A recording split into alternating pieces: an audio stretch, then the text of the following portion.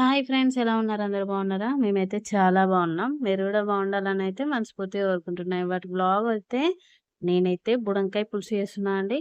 ఎలా చేశానో నా స్టైల్‌లో చూపిస్తాను. అంతకంటే ముందు ప్లీజ్ అండి మన ఛానల్‌ని సబ్స్క్రైబ్ చేయండి. అలాగే వీడియో నచ్చితే లైక్ చేయండి.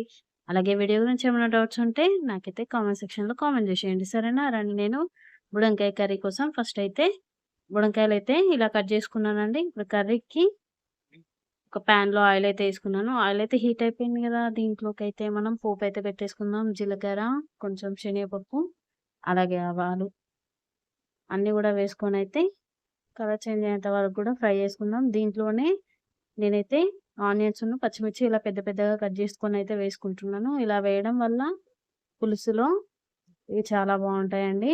తింటుంటే టేస్టీగా నచ్చుతుంది అందరికి.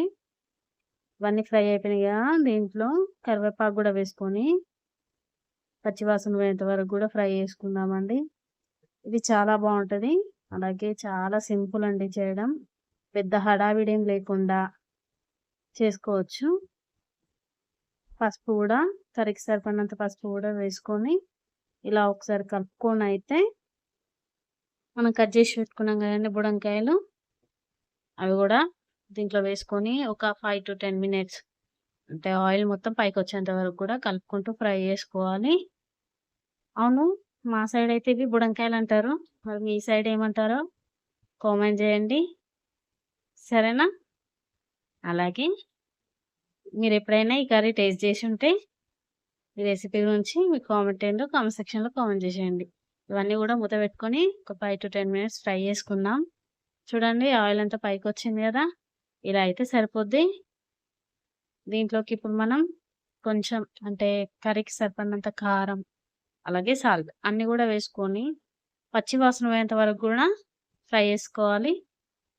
చాలా బావుంటదండి. మా చిన్నప్పుడు మా అమ్మమ్మ అయితే మాకైతే ఏసి పెట్టేది. మా అమ్మ గూడా జేసేదండి. చాలా ఇష్టం మాకైతే ఈ రెసిపీ. ఇప్పుడు చాలా మందికి చాలా తక్కువ తెలుసు ఈ రెసిపీ. ఒకవేళ మీకు తెలిసుంటే చెప్పండి నాకైతే, సరేనా? అన్నీ గూడా కలుపుకున్నాం గదా! దీంట్లోకి చింతపండు రసం అయితే వేసుకుందాము. ఒక చిన్న నిమ్మకాయ సేతంత చింతపండయితే రసం తీసి అయితే వేసుకుంటున్నాను. ఎక్కువ వేయాల్సిన పనేం లేదండి. చాలా తక్కువ రసం అయితే వేసుకోండి. ఇది పెద్దగా ఉడకాల్సిన పనేం లేదు. అంటే బుడంకాయ అనేది చాలా తొందరగా సాఫ్ట్ అయిపోద్ది తక్కువ టైంలోనే. ఇవన్నీ గూడా మరిగించుకుందాము. చూడండి, కర్రీ అయితే రెడీ అయిపోయింది గదా! ఇలా ఉంటే మనకి పర్ఫెక్ట్‌గా అయిపోయినట్టేనండి. దీంట్లో జీలకర్ర, మెంతుల పొడి గూడా వేసుకొని ఒకసారి కలుపుకొనైతే గ్యాస్ అయితే ఆఫ్ జేసేసుకోవాలి. సమ్మర్ గదండీ!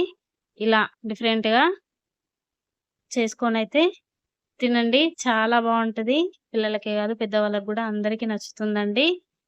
ఇప్పుడేం తినాలనిపించదు గదా! ఇలా ట్రై జేయండి ఒకసారి, నచ్చుతుంది. ఓకేనా?